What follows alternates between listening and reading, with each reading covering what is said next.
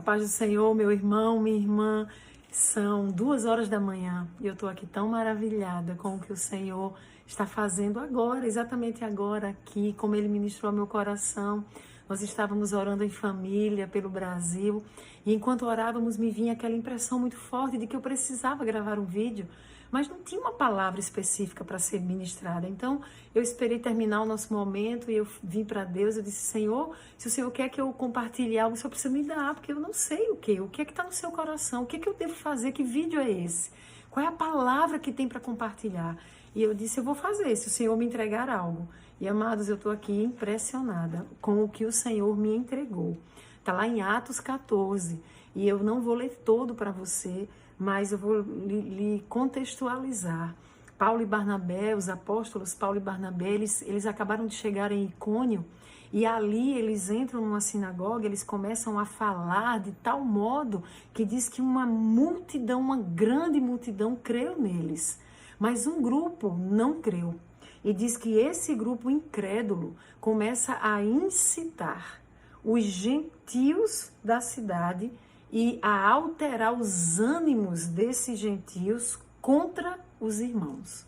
Meu Deus, aqui o Senhor já começa a falar em uma situação ali em Icônio, onde há uma divisão e uma polarização tal, em que um grupo se levanta para incitar outros contra aqueles que estavam falando ousadamente e fazendo discípulos.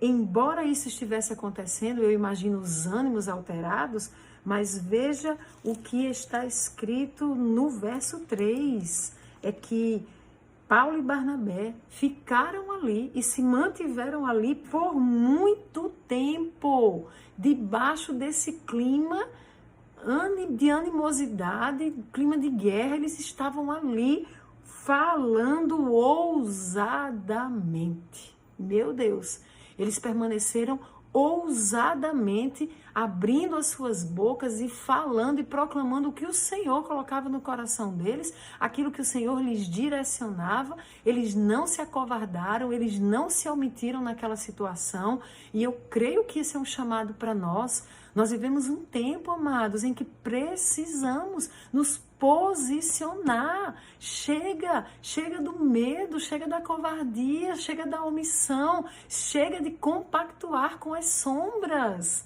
É tempo de vir para a luz, de falar daquilo que você crê, porque daqui a algum tempo podem te calar, por exemplo, de expressar a sua fé em Jesus Cristo. Em alguns lugares, nós somos taxados de fundamentalistas radicais, porque pregamos que Jesus é a verdade. Você já pensou nisso? A gente precisa se posicionar e seguir falando ousadamente, apesar do contexto de animosidade em nossa volta. Mas eu quero seguir lendo. Diz que Deus, então, ali operou grandes sinais e prodígios por meio dos apóstolos. Isso tem acontecido na China, mesmo na perseguição cristã, com tanto derramamento de sangue.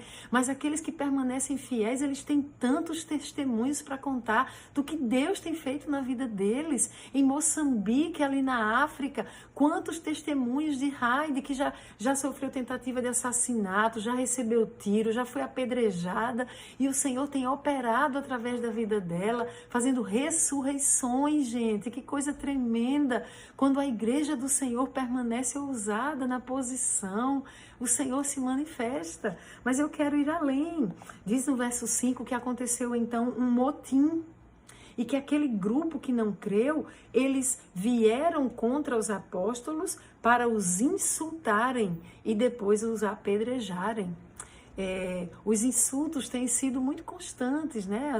As práticas desonrosas. Eu mesma, eu vou fazer um outro vídeo compartilhando, mas antes de ontem, eu fui chamada de neonazista. Já fui o quê? Já desejaram que eu queimasse numa fogueira viva, ou uma fogueira, queimasse viva numa fogueira, porque era o que eu merecia, enquanto uma neonazista. E por aí vai. Mas está aqui essa prática, insultaram, apedrejaram, e eles tiveram que fugir. Chegou num ponto que eles tiveram que fugir, porque veio uma multidão contra eles. Eles fugiram para Listra e Derbe. Aqui é a hora que você talvez pense, o mal estava vencendo e eles foram calados. Olha aí, no fim eles tiveram que fugir. Deixa eu lhe dizer, Deus surpreende a gente. Naquelas circunstâncias e situações que você acha que o mal está prevalecendo, Deus nos surpreende.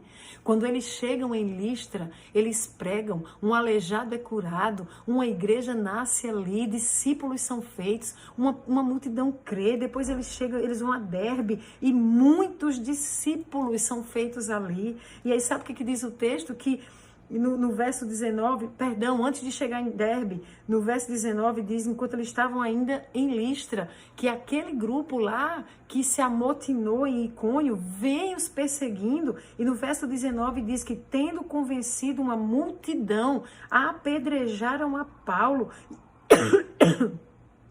e o arrastaram para fora da cidade, achando que ele estava morto. Meu Deus, pode ser que tenha momento que você vai pensar assim, pronto, não tem mais jeito, agora morreu. Deixa eu te dizer, quem tem a palavra final para a nossa vida é o nosso Deus. Quem tem a palavra final é o nosso Deus na nossa nação, nos nossos planos ministeriais, naquilo que Ele nos entrega para fazer. É Ele. Pode parecer que está morto, mas sabe qual era a verdade? Paulo estava vivo. Paulo se levanta dali, Paulo vai para Derbe e diz que fez ali muitos discípulos, porque Deus continuou operando através da vida daqueles que tentaram matar, que tentaram matar. Então veja, continua o texto, eles voltam, depois de fazer muito discípulo em Derbe, sabe o que eles fazem? Eles voltam para Listra, para Icônio e para Antioquia. E sabe o que esses homens voltam? Para o lugar onde eles estavam sendo perseguidos, insultados, desonrados. E olha o que diz, eles voltam para confirmar o ânimo dos discípulos. Meu Deus, ei, que desânimo é esse? Que abatimento é esse? A situação, a gente olha e diz assim, meu Deus do céu, o que é que vai acontecer agora? Preste atenção, Deus está no controle e nós somos apenas instrumentos nas mãos do grande Deus. Ele muda tudo, basta uma palavra, e Ele não opera dentro da nossa lógica. Ele opera numa lógica que a gente não consegue entender, mas Ele está fazendo. Quando você pensa que o mal está avançando, que o mal está ganhando, Deus está operando. O mal está rindo e achando, prevalecemos. Oh, coitado. Enquanto achava que tinha expulsado eles de Icônio, Listra estava ganhando lá, uma igreja sendo formada, discípulos sendo feitos em Derbe, quando achou que tinha matado. É assim que Deus faz, minha gente, meu Deus. E são esses mesmos homens que esse homem que foi apedrejado a ponto de achar que tinha sido morto, é ele que volta para confirmar o ânimo dos discípulos e para exortá-los, permaneçam na fé. Que medo é esse de tribulação? Sabe como é que entra no reino? Se entra por tribulação, importa mesmo. Diz aqui, ó, é por muitas tribulações que nos importa entrar no reino. Então permanece firme, permanece na fé. Que medo é esse de angústia, de sofrimento, de dor? Minha gente, a gente tem uma graça que Deus nos dá, que nos capacita a enfrentar as tribulações, a enfrentar as angústias, a enfrentar as dores, entrarmos no reino e fazermos o reino avançar. Diz o texto que eles continuavam, eles oraram com jejuns e ao final, no verso 27, é isso que é massa, diz assim, eles reuniram a igreja e relataram quão grandes coisas Deus fizera por eles e como abrira aos gentios a porta da fé. Num contexto de polarização, num contexto de motim, num contexto de violência, inclusive, num contexto de insultos, de complô e conspiração para a morte. Neste contexto de perseguição, estes apóstolos relatam as grandes coisas que Deus fez. Gente, Deus não opera do jeito da gente. A lógica de Deus é outra, é completamente diferente. Deus tem uma grande obra a ser realizada nas nações da terra.